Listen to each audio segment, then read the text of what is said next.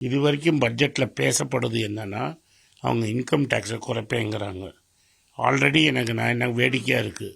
7 லட்ச ரூபாய்க்கு வரைக்கும் இன்கம் டேக்ஸ் கிடையாது.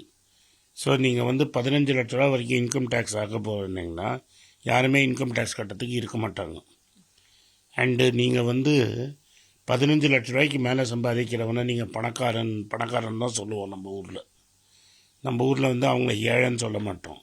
அதனால் இந்தியாவில் ஒரு குடும்பத்தில் ஒருத்தர் 1 லட்ச ரூபாய்க்கு மேலே சம்பாதிக்கிறதே only top 10%. And husband and wife சம்பாதிக்கிறதுங்கிறது டாப் 5%.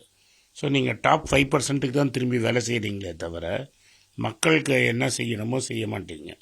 மக்களுக்கு என்ன செய்யணும் இந்த அரசாங்கம் அப்படின்னு நான் நினைக்கிறேன்னா, முதல்ல பெட்ரோல் டீசல் மேலே இருக்கிற வரியை குறைங்க, கேஸை கரெக்டான ரேட்டுக்கு விற்றுருங்க, கார்ப்பரேட் டேக்ஸை ஏற்றுங்க, அந்த பணத்தை மக்கள் கையில் ட்ரான்ஸ்ஃபர் பண்ணுங்கள். எப்படி ட்ரான்ஸ்ஃபர் பண்ணோன்னா, மன்ரேகா மாதிரி இருக்கிற ஸ்கீமு, 100 நாள் வேலைவாய்ப்பு திட்டம் மாதிரி இருக்கிற ஸ்கீம் மூலமாகவும் மக்கள் கையில் ட்ரான்ஸ்ஃபர் பண்ணிங்கன்னா மக்கள் அந்த பணத்தை எடுத்துகிட்டு போய் பேங்க்கிலலாம் வைக்க மாட்டாங்க.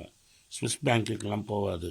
பணம் வெளில இப்போ ஒரு ஆட்டோக்காரனுக்கு ஒரு பெட்ரோல் 20 ரூபா குறைச்சிங்கன்னா, டீசல் விலை 20 ரூபா குறைச்சிங்கன்னா, வண்டி ஓட்டுறவன், ஆட்டோவில் பெட்ரோல் போட்டு ஓட்டுறவன், ஓலா வண்டி ஓட்டுறவன்லாம் என்ன பண்ணுவான்னா வயிறார சாப்பிடுவான் அந்த 60 ரூபாவில். அதில் சின்ன சின்ன கடையோட பிஸ்னஸ் உருப்படும். பணம் பணப்பழக்கம் இன்க்ரீஸ் ஆகும்.